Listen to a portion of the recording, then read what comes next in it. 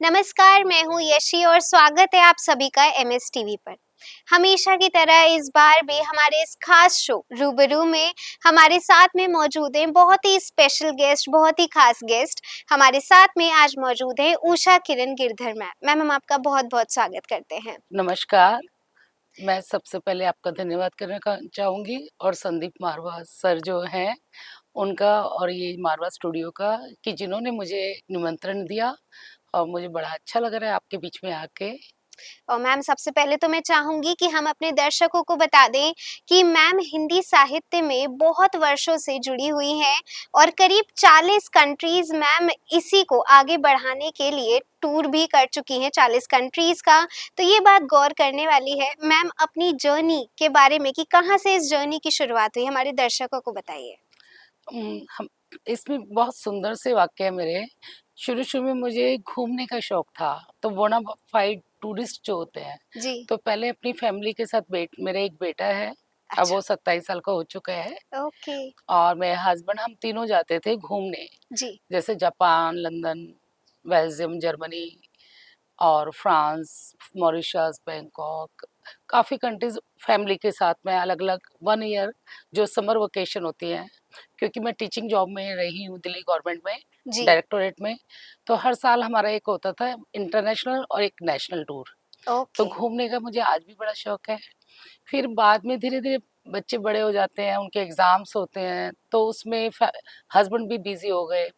तो मुझे एक मंच मिल गया विश्व हिंदी साहित्य परिषद, जिसके अंदर वो टूर लेके जाते हैं भारतीय संस्कृति और हिंदी कला और साहित्य के प्रसार के लिए। ओके। तो मुझे उस ग्रुप से जुड़ने का मौका मिला और क्योंकि हम घूमने के भी शौकीन हैं और साथ में अपने कल्चर का और अपनी भाषा जी। का विकास और उसके ऊपर हमारा डिस्कशन, कवि सम्मेलन और चर्चा, डिबेट, इवन टूरिस्ट जो हमारी बस होती थी जी। 40 लोगों की, हम उसमें भी अपना कवि सम्मेलन करते हुए जाते थे। तो क्या बहुत ही बात है। सुंदर अनुभव रहा मेरा। तो वो हर साल हम लोग जाते थे। तो इस तरह से मैं साहित्य जगत से, संस्कृति से जुड़ पाई इंटरनेशनल जगत में। जी। तो अभी भी मैं जाती रहती हूँ, अच्छा लगता है मुझे। बहुत खूब मैम, बहुत ही अच्छी बातें, बहुत ही अच्छी जर्नी के एक्सपीरियंसेस आज हमें मुझे लगता है सुनने को मिलेंगे। तो जी, मैम, मैं अब आपसे पूछना चाहूँगी कि क्योंकि जैसा कि आपने अभी बताया कि एजुकेशन सेक्टर से, जी, शिक्षा के सेक्टर से आप जुड़े हुए हैं, विभाग से आप जुड़े जी, हुए हैं।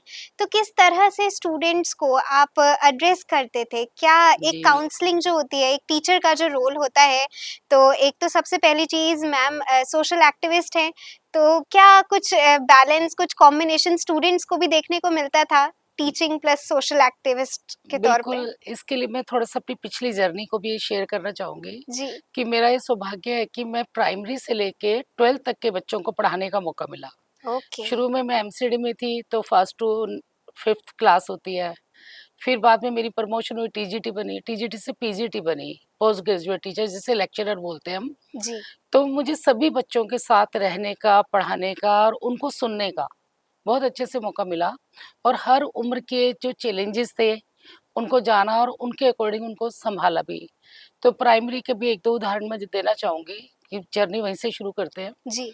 कि मैंने आज तक, चाहे प्राइमरी का बच्चा था या 12th तक का, हाथ नहीं लगाया, मारा नहीं, ना कभी हल्का बोला, शब्दों में भी जी। बच्चों को कभी नहीं डाँटा, सिर्फ़ प्यार से बुला के कि बेटा आपने क्यों नहीं किया? क्वेश्चन से ये निकलवाते थे, क्यों नहीं किया? जी। और उनको समझाने तक ले जाती थी कि बच्चा समझ पाए कि यहाँ आप पढ़ने आए हो और आप अपना काम नहीं कर रहे, तो नेक्स्ट डे वही काम और डबल हो जाएगा।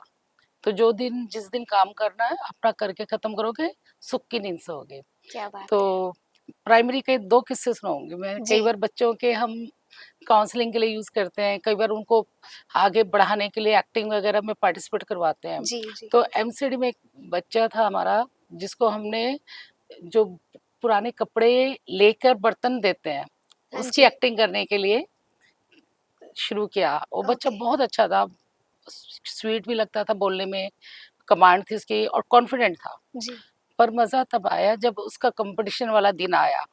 पूरी तैयारी के बाद कहती है मुझे नहीं जाना। ओह! अब कॉम्पिटिशन में जाना है और बच्चा कह रहा है नहीं जाना। तो हाँ उससे जी। पूछा बड़े प्यार से, तो कहता है एक फ्रूटी लूँगी, एक चॉकलेट लूँगी फिर जाऊँगी। ओह! तो सो एक स्वीट। इनोसेंट सा एक अच्छा सा लगा, फिर बच्चे को फ्रूटी चॉकलेट दिया और जी, वो बच्चा फर्स्ट भी आया। पर वो भी एक अच्छा था।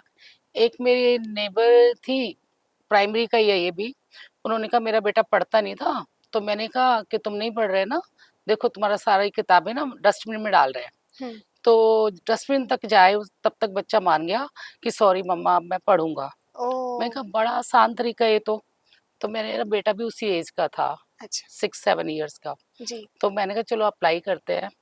अब मेरा बेटा है वो, क्योंकि मैंने तो कभी डांटा नहीं था, तो मैं कहा जी, आपको पढ़ना नहीं ना, मैं डस्टबिन में डाल रही हूँ।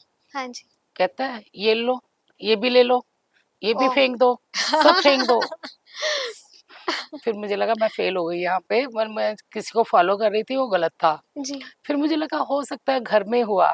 जी, मैंने स्कूल में भी कोशिश की, प्राइमरी की क्लास थी मेरी, तो बच्चों को एक बच्चा लेट आया और रो रहा था। मैं कहा तुम्हें नहीं पढ़ना ना, ठीक है तुम्हारा सामान डस्टबिन में डाल देते हैं।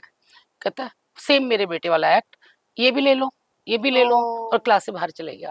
मतलब मुझे पता चला कि मैंने जिस प्यार से बच्चों को पाला है, हुँ, वो उतने ही प्यार से मुझे जवाब भी देते थे। हुँ, हुँ, हुँ। मतलब उनको डर नहीं था मुझसे बिल्कुल भी। ये जी, मेरा वो उदाहरण है कि बच्चा कहता था हाँ तो फेंक दो, क्या हो गया। तो तब समझ आया कि बच्चों को ऐसे नेगेटिव बात नहीं करनी चाहिए कि डस्टबिन जी, में सामान फेंक दे, किताबें फेंक दे। तो मुझे खुद ही रियलाइज हुआ कि नहीं, ये किसी को मैंने कॉपी किया, वो सही नहीं था। जी। फिर थोड़े बड़े हुए, हम टीजीटी में गए, हुँ, तो बच्चे कॉम्पिटिशन्स में हर जगह जाते हैं, तो उनको होता था कि मेरे साथ जाना है। तो बच्चों की बहुत सारे चैलेंजेस होते थे, कई बार बच्चे भूखे होते थे, खाना नहीं हाँ। लाते थे। तो मैं फ्रूट्स लेके देती थी, केला हो गया, सेब हो गया, हुँ, संतरा, जो हुँ। कॉमन फ्रूट्स होता था। जी, तो कई बार बच्चों से जब पूछा जाता था ना कि किसके साथ जाओगे, तो वो मेरे लिए बोलते थे। पर वो रीज़न नहीं पता था मुझे कि मुझे क्यों बोलते हैं। तो मेरे को तो स्कूल से बाहर बच्चों के साथ जाना ऐसा नहीं था कि पसंद ना हो। जी। बट बच्चों को प्यार से जब पूछा, तो बच्चों ने बताया मैम जब हम जाते हैं ना तो भूखे रहते हैं। ओह! So sweet. तो फिर ये चीज़ें ना बच्चों के करीब होने से, और सही क्योंकि बात है। कुछ फ़र्क नहीं पड़ता, हम इतनी अच्छी जॉब में हैं, 1 दर्जन केले लिए, 1 दर्जन संतरा बाँट दिए और खा लिया, खुद भी जी, एन्जॉय किया। तो फिर मुझे लगा कि बच्चों को ना लविंग नेचर चाहिए, जी, केयरिंग नेचर चाहिए, जी। जिसको हम प्रोफ़ेशन में आके प्रोफ़ेशनल हो जाते हैं, डाँटते हैं, काम नहीं जी, किया, उसके उस पार्ट पे ही नहीं जा पाते। एजुकेशन के अंदर किताबी तक ना रह के हुँ। इमोशनली भी उन बच्चों के साथ जुड़ना बहुत ज़रूरी है। बहुत ज़रूरी है। तो मैम आजकल के दौर में हम देखते हैं क्योंकि बच्चों की बात हो रही है, इतने अच्छे से आपने बच्चों के साथ में डील किया है। तो मैं पूछना चाहूँगी कि आजकल हम देखते हैं कि जनरली मदर्स होती हैं, वो अगर बच्चा खाना नहीं खा रहा तो एक बच्चे की हैबिट डल जाती है फ़ोन की, बिल्कुल। कि फ़ोन देखकर ही खाना खाना है। तो ये किस हद तक ठीक है ये चीज़ या गलत मानी जाएगी आपके हिसाब से? इसमें 2-3 चीज़ें और जोड़ूँगी। अब मैं नेक्स्ट का भी बताती हूँ, 12th का भी, और इसको जोड़ के बताऊँगी। जी। सेम ये प्रॉब्लम आती है, पेरेंट्स कहते हैं मैम ये बच्चा खाना नहीं खाता है, असेंबली में गिर जाते हैं, और हुँ। गर्मी है तो गर्मी की वजह से गिर जाएँगे, क्योंकि उनके अंदर खाना खा के तो आते नहीं है, भूखे होते हैं। जी। तो वो एक प्रॉब्लम, फिर सर्दी है तो सर्दी में भी खाना नहीं खाते, सीधा स्कूल आ जाते हैं। हुँ। तो पेरेंट्स को बोलो तो वो कहते हैं खाते नहीं है, मैं तो बनाती हूँ। फिर बच्चों को जैसे समझाना पड़ता है कि खाना चाहे अपनी पसंद का खाओ, फ्रूट्स में जो पसंद है ना वो ले लो। फ्रूट्स भी नहीं तो गुड़ चना, हमारे पुराने टाइम में हुँ, कहते थे हुँ। कि कोई महंगा भी नहीं होता, राशन की तरह ही होता है वो भी, जी। इकोनॉमिकल वीकर भी खा सकता है। बिल्कुल। तो फिर जब बच्चों को समझाया गया, और साथ में टाइम टेबल में डलवाती थी मैं, हुँ। शेड्यूल बनवाती थी कि बच्चा हुँ। कैसे पढ़ेगा, जी। तो और कैसे पढ़ना है। तो आपने जो मीडिया की बात की कि मोबाइल से जुड़ा रहता है हाँ बच्चा, जी। तो बच्चे को ये मैंने एक ब्रेक में बोला हुआ है कि आपकी चॉइस है कि ब्रेक में आप टीवी देखोगे या मोबाइल देखोगे या अपनी पसंद का कुछ और करोगे। आपको डांस करना है डांस करो, आपको घूमना है, 15-20 मिनट का ब्रेक लेते हो पढ़ने के बाद रिलैक्स होने के लिए, तो अगर आप उसको डिसिप्लिन में ले आते हो, हुँ। तो उसको एक तो टाइम की वैल्यू पता चलेगी, जी। रिस्पॉन्सिबिलिटी पता चलेगी कि मुझे इतने टाइम का पढ़ के फिर ब्रेक मिलना है। तो क्योंकि वो उसके प्रति है कि मुझे मोबाइल लेना है, हुँ। तो वो फटाक से अपना काम खत्म करेगा, जी, जी। पढ़ेगा और अपना काम करके फिर कहेगा अब मेरा हक है इस पे। तो बच्चे को काउंसलिंग के ढंग से समझाना और उसको पढ़ाई को भी बताना कि वो भी बहुत ज़रूरी है। इसका एक उदाहरण देती हूँ। हुँ। हमारे 12th में आते-आते ना 2-3 चैलेंजेस आते हैं। 12th की क्लास का बच्चा एक तो यूनिफ़ॉर्म जब चेंज होती है ना या जी। स्वेटर्स वगैरह तो वो खरीदते नहीं है। हुँ, हुँ, कहते हुँ। मार्च में तो हमारे एग्ज़ाम हो जाने सीबीएसई के, ओह! तो हम 2 महीने के लिए क्यों खरीदें? हुँ, हुँ, हुँ। तो मैंने यहाँ हेल्प किया था, मुझे स्टेट अवार्ड मिला था, ओके। तो 25,000 गवर्नमेंट देती है। तो जब मुझे बच्चों के से मिलवाया स्टेज पे कि मैडम को स्टेट अवार्ड मिला है, तो हुँ। मैंने बच्चों को बड़े प्यार से कहा था ये 25,000 का चेक ना बेटा आपके लिए यूज़ होगा क्योंकि आपकी वजह से मिला है मुझे। ओह! तो फिर मैडम प्रिंसिपल मैडम जो थी हमारी उनसे सलाह ली तो पता चला कि स्वेटर्स की जिन बच्चों के पास प्रॉब्लम है, हुँ। तो हमने निकाले उन बच्चों को कि जो क्लास में स्वेटर नहीं पहन पा रहे, इकोनॉमिकल के कारण हुँ। पेरेंट्स नहीं दिला पा रहे, हुँ। तो हर क्लास से निकलवाए वो बच्चे। और छुट्टी के टाइम चुपचाप अलग से रूम में बुला के इंडिविजुअली 1 टू 1 एक हुँ। दूसरे को नहीं बताया और दे दिया कि ये तुम्हारा है, किसी को कहने की ज़रूरत नहीं है जी। कि स्कूल से मिला है और आप अगले दिन पहन के आएँगे। यही 12th के साथ किया हमने। तो ओके। 12th के बच्चों को दे दिया। अब इसमें फिर सोशल वर्क आ जाता है। हमने कहा 12th वाले बच्चों की तो हर साल प्रॉब्लम होनी है जी। और 2 महीने बाद तो स्वेटर खराब नहीं होगा। तो हमने कहा आप जब 12th से जाओगे तो इसको धोकर वापस पैक करके आने वाली 12th के बच्चों के जो चैलेंजेस होंगे कि वो नहीं अच्छा। खरीद पा रहे, उनके लिए वापस कर दीजिएगा। जी। सिर्फ 12th के लिए ये कहा था हमने, हुँ, हुँ, हुँ। क्योंकि बाकी तो स्कूल चलेगा तो बच्चे पहनेंगे। बिल्कुल। तो वो भी एफर्ट्स बहुत अच्छे रहे कि आज भी आप स्कूल में जाओगे 100% मिलेंगे स्वेटर पहने हुए। अरे वाह! मैम ये बहुत ख़ास चीज़ है, मैं आपको बता दूँ बच्चों के साथ में डील करना बहुत बिल्कुल, टफ़ होता है। बहुत। तो एक टीचर के लिए सभी टीचर्स को मैं कहना चाहूँगी सैल्यूट है कि एक दूसरी मदर का रोल आप लोग प्ले करते हो स्कूल्स में। तो मैम मैं पूछना चाहूँगी कि इतना ख़ास आपने काम किया है हिंदी संस्कृति को आगे बढ़ाने के लिए, तो क्या-क्या अचीवमेंट्स हैं आपके? हमारे दर्शकों को कुछ बताइए। इसमें मैं अभी लास्ट का इंडियाना का एक्सपीरियंस बहुत अच्छा था। युवाओं का हिंदी के प्रति रुझान जो है, उस पे मुझे लिख बोलना था और साथ में कि युवाओं की समस्या को लेके। तो जैसे विदेशों में हो या अपने घर में आजकल न्यू एक कल्चर है कि बाप के चप्पल अगर बेटे को आने लग गई तो बोलो दोस्त हो गए। जी, तो हम जी। कहते हैं पिता और बेटा दोस्त हो जाता है उस एज में, उस हाइट पे आने पे। हुँ। पर मैंने वहाँ यही टॉपिक का मेन चैलेंज किया था कि आप और हम कभी दोस्त नहीं हो सकते। हाँ। रीज़न अगर आपका बच्चा बाहर जाके सिगरेट पीता है हुँ, दोस्तों में, हुँ। तो दोस्त कहेगा कि मुझे भी दिखाओ, मैं भी पीऊँगा। हुँ, पर पेरेंट्स क्या कहेंगे, अरे कहाँ से सीख के आए? हुँ। खबरदार दोबारा तुमने पी तो। जी। तो जो ये है ना आपका रोकना, हुँ, वो दोस्ती में बाधा है।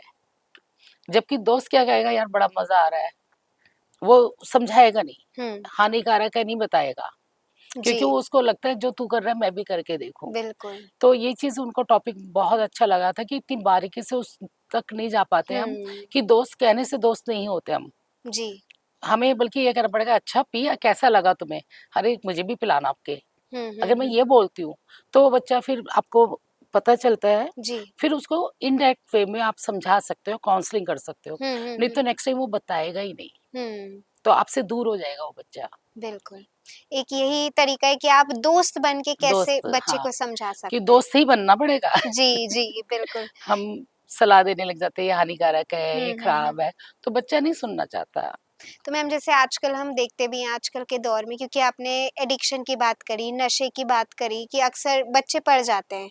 तो हुँ, किस तरह से डील करना चाहिए क्योंकि आजकल लोग उनसे कुछ भी पूछें, यूथ से अगर युवा पीढ़ी से पूछा जाए कि आप क्यों कर रहे हैं? इन सब चीज़ों में क्यों हैं आप?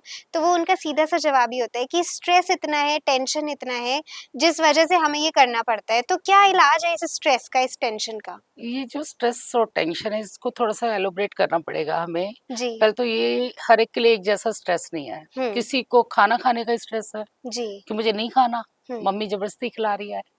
किसी को पढ़ाई का है, किसी को रील बनाने का है, जी। मोबाइल देखने का है।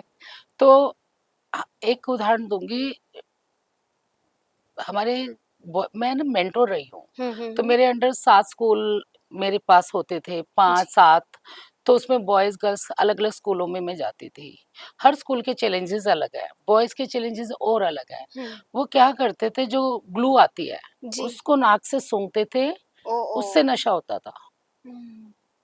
मतलब बच्चे सिर्फ़ ड्रग्स लें वो ज़रूरी नहीं है। जी। आपका जो रेगुलर यूज में सामान है, स्टेशनरी, जी, जी। उसकी ग्लू तक से उनको मैम नाक, एक ऐसी किस्सा मैंने व्हाइटनर का भी सुना था, आप बिल्कुल व्हाइटनर में सही भी है। बता रहे हैं। और ये जी। बच्चे जो हैं भटक जाते हैं क्योंकि हुँ, इनको सही डायरेक्शन नहीं मिलती। हुँ। पेरेंट्स कुछ पढ़े लिखे होंगे, कुछ नहीं भी होंगे, जी। और पेरेंट्स अपनी ओर से मारना, डाँटना जब करते हैं तो बच्चा बताता ही नहीं है, हुँ, दोस्त भी नहीं बताएगा।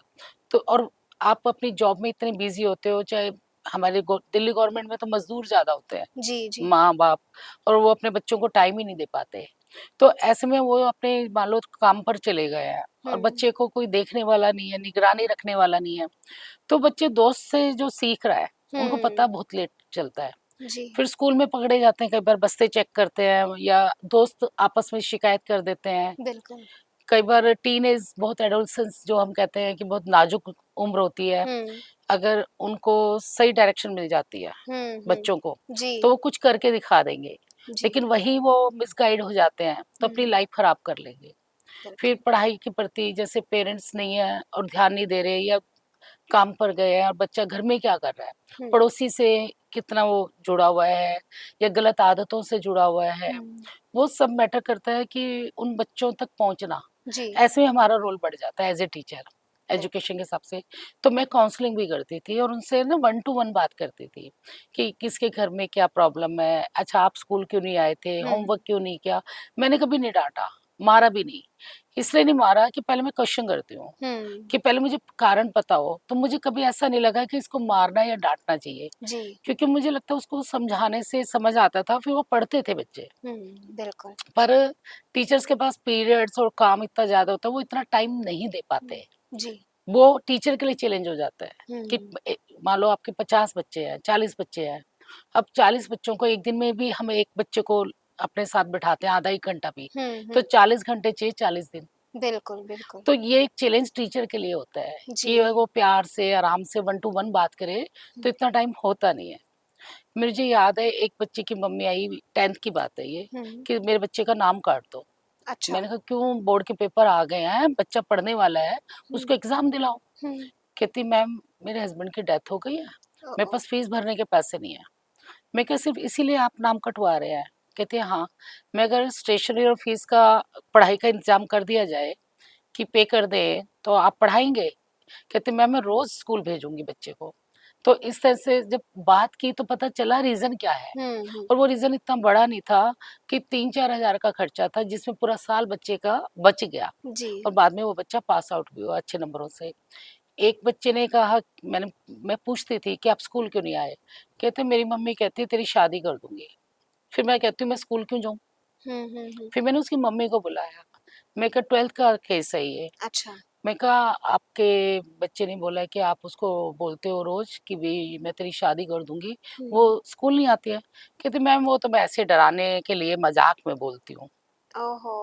फिर मैंने उनको प्यार से बोला कि आपका ये मज़ाक और डराना उसका पूरा साल खराब कर रहा है, बिल्कुल। 12th का। फिर उसकी मम्मी से कमिटमेंट लिया कि भई नहीं आप दोबारा नहीं बोलेंगी और इसको कहो तू पढ़ जितना पढ़ना है हुँ, और मैं तेरे साथ हूँ। जी। तो मैं यही मैम कहना चाहूँगी, बहुत बड़ा एक रोल होता है बहुत बड़ा टीचर का रोल है। लाइफ में, हर किसी की। एजुकेशन बहुत ज़रूरी है, टीचर का होना लाइफ में बहुत ज़रूरी है। तो अब मैं दर्शकों को बताना चाहूँगी कि मैम सोशल एक्टिविस्ट के साथ-साथ, मेंटर के साथ-साथ मैम लिखती भी हैं, ज्वलंत मुद्दों पे मैम लिखती हैं। मैम हम चाहेंगे कि आप उसके बारे में भी कुछ बताइए। हाँ, ज्वलंत मुद्दों पे जैसे मेरा लिखने का है कि मैं आपको कुछ मैगज़ीन्स का ही उदाहरण देके बताती हूँ जी, कि कुछ मेरी बुक भी आने वाली है, उषा की किरण ये नाम रखा है पहली बुक का, ओके। तो उसके बाद 2-3 इकट्ठी आएँगी। जी, अब जैसे ये एक मेरा आर्टिकल आया था मैगज़ीन में, जी। कितना निष्पक्ष नागरिकता संशोधन अधिनियम 2019 में आया था। ओके, तो ये समरसता मैगज़ीन के अंदर इस तरह से मेरा आर्टिकल था जिसके ऊपर प्लस माइनस दोनों पॉइंट्स दोनों कि पॉइंट्स भई थे। हमने बताए। उसी के जी। साथ जैसे ये है हिंदी धारा, हुँ, इसमें मैंने आज भी देख रहे हो आप बेटियों पे कितना हो रहा है। होता है, उसी बिल्कुल। पे मैंने ये कविता लिखी थी, आप कहोगे तो मैं इसको पढ़ के भी सुना सकती हूँ। बिल्कुल मैम, बिल्कुल।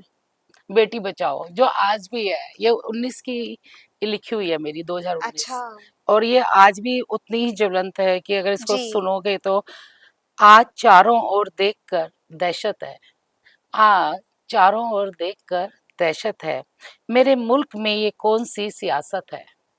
मेरे मुल्क में ये कौन सी सियासत है, बेटियों के मन में भय की रियासत है, बेटियों के मन में भय की रियासत है, बेटी को कैसे पढ़ाएं, किस किस से बचाएं, बेटी को कैसे पढ़ाएं, किस किस से बचाएं, पहले सॉरी माँ के गर्भ से, हम्म, पहले माँ के गर्भ से, फिर दादी के तानों से, फिर दादी के तानों से, और अपने ही सगे संबंधियों से, और अपने ही सगे संबंधियों से। अब तो इस सब की हद हो गई, अब तो इस सब की हद हो गई, बचाओ बेटी माननियों की दबंगई, बेटी ही क्यों आज भारी हो गई, बेटी ही क्यों आज भारी हो गई, ये कैसी कथनी है, बेटी बचाओ बेटी पढ़ाओ, हम्म, बेटी बचाओ बेटी पढ़ाओ, जिसकी कथनी और करनी कुछ फर्क हो गई, हम्म, जिसकी कथनी और करनी कुछ फर्क हो गई। आज ये नारा लगता है बेमानी, आज ये नारा लगता है बेमानी, आज जब बेटी का हक बेटी मांगती है, अन्याय के खिलाफ न्याय मांगती है। उनाव का जो केस है जी आज भी जी। जो चल रहा है कि उनको बेल मिल गई है और उसको कहा है कि इतने दायरे के अंदर उसके आसपास भी कोई ना आए, जी जी। तो न्याय मांगना एक समस्या बहुत बड़ा चैलेंज है। बहुत बड़ा। अन्याय के खिलाफ न्याय मांगती है, तब न्याय के नाम पर पिता की लाश सौगात हो गई, उसकी बेटी के पिता को हम्म, मरवा दिया गया था। जी जी। आज मेरे मन में भी डर का साया है, आज मेरे मन में भी डर का साया है, मौन क्यों है आज सब, मौन क्यों है आज सब, आज इन नर पिशाचों से, आज इन नर पिशाचों से कितनी निर्भया और लीली जाएंगी, हम्म, कहीं नाबालिग की इस्मत लूटी जाएंगी। हम्म, आज चुप हो क्यों स्मृति, या स्मृति ईरानी का थोड़ा सा ओके। डाला था मैंने, क्योंकि वो महिलाओं के लिए काम करती हैं, हम्म, और एक महिला महिला के साथ खड़ी हो ये जरूरी है समाज जी के जी। अंदर। बिल्कुल।